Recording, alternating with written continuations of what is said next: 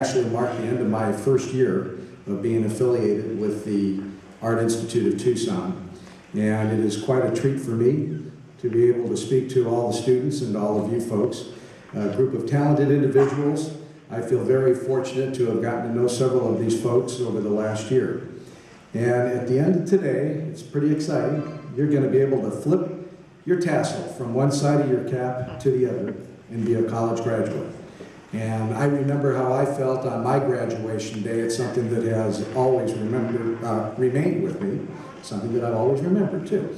And there's a lot of the folks up here that know that I'm a huge music fan, and I always remember back when I was a kid, thinking back to the Beach Boys and the soaring falsetto vocals of Brian Wilson singing "I'll Remember Always" graduation day.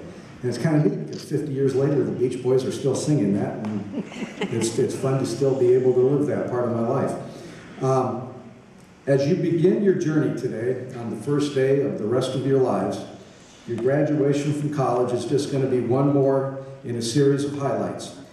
Your graduation today will help you form the basis of your own story, one in which many of you will own your own businesses, restaurants, graphic design firms, advertising agencies, video production companies.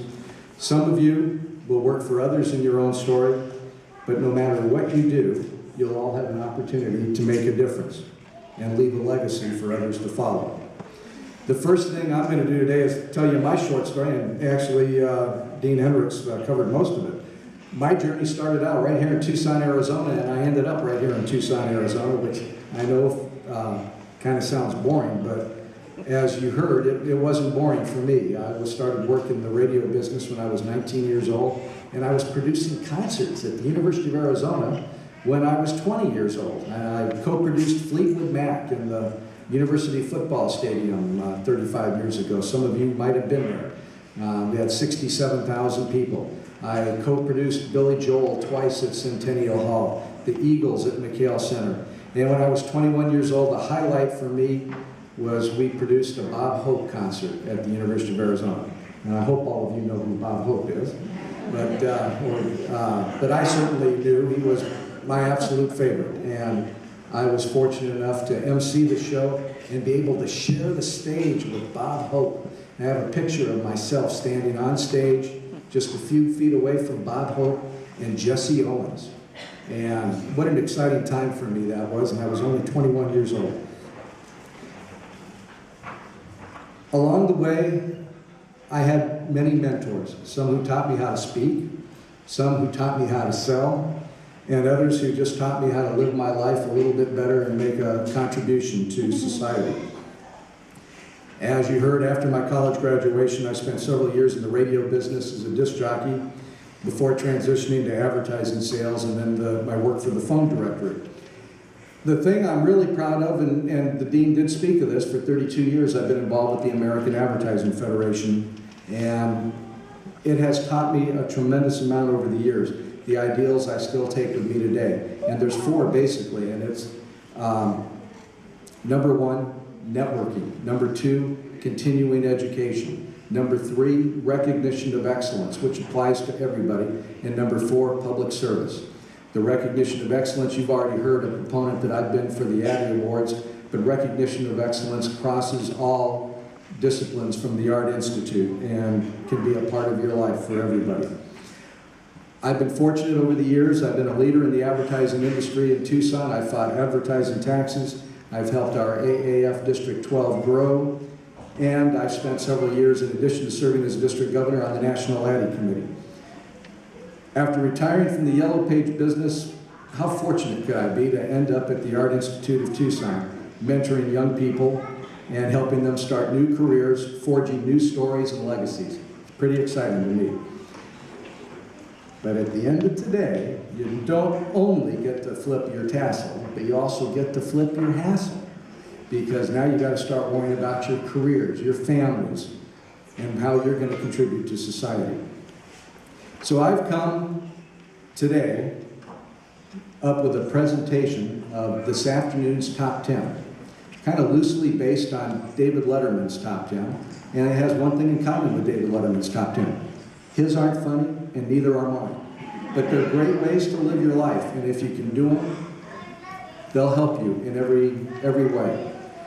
My presentation is also loosely based on a presentation I saw from Chief Master Sergeant Lloyd Holland at Davis-Monthan Air Force Base a few years ago. And it was very inspiring to me, and I quickly went home and took notes and wrote it down, and this is what I came up with. So here's our top 10 for this afternoon. Number 10, preparation. Prepare yourself for success. Luck is when preparation meets opportunity. Continue to seek mentors. Look for inspiration from people that you admire, and then most importantly, seek to mentor others. And always dress and speak professionally. Number 9, actively engage in your career goals. Be curious and learn your industry. Read publications and books about your chosen career. Don't sit back waiting for success to happen. Don't just apply for a job online. As human beings, we have the ability to reach out and touch someone, and prospective employers want to be touched. And you have to separate yourself from the competition. Number 8, ask for and provide continuous feedback and have a thick skin. It's just advertising that we do, or if I had a white hat, it'd be cooking.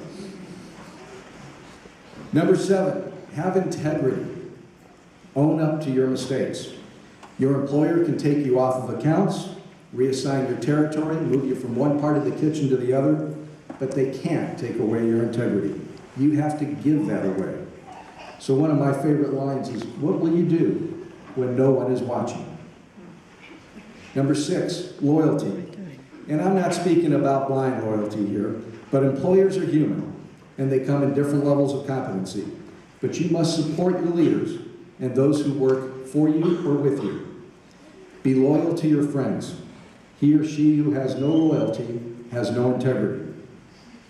Number 5, volunteer. Get involved in your community, church, synagogue, public service, your industry organizations. Be a philanthropist.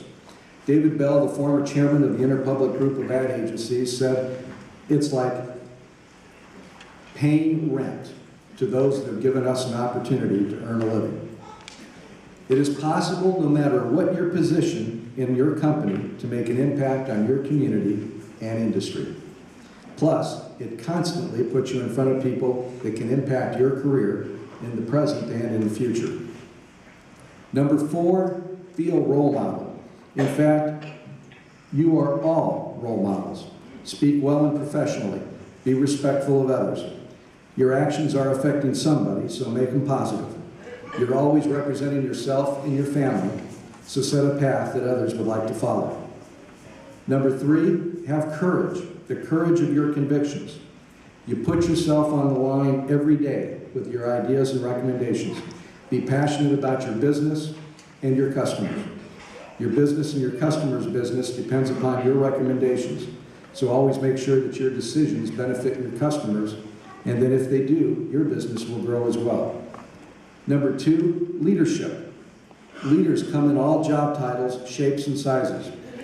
Owners, managers, and supervisors are not necessarily great leaders, but you can be. So strive for excellence, not power, and you too can be a leader. Number 1, success. If you accept these challenges, you can all feel the thrill of success. I had a fortune cookie once that said success is a journey, not a destination. So along that journey, we all have to pay our dues. And in fact, we have to sometimes continue paying our dues and repay them many, many times. Ronald Reagan once said, today we've done what we had to do. If necessary, we shall do it again. Be relentless, even in the face of failure. Thomas Edison said, I have not failed. I've just found 10,000 ways that won't work. Many of life's failures are people who did not realize how close they were to success when they gave up. So these rules are hard. They sound simple, but they really are hard to put into practice. But if you do that, you will enrich your life tremendously. And the world is yours to conquer. You'll have fun, you'll write your own story, and leave a legacy for your children. I wish health, wealth, and success to every single one of you, Congratulations on your accomplishment, and I hope you enjoy today.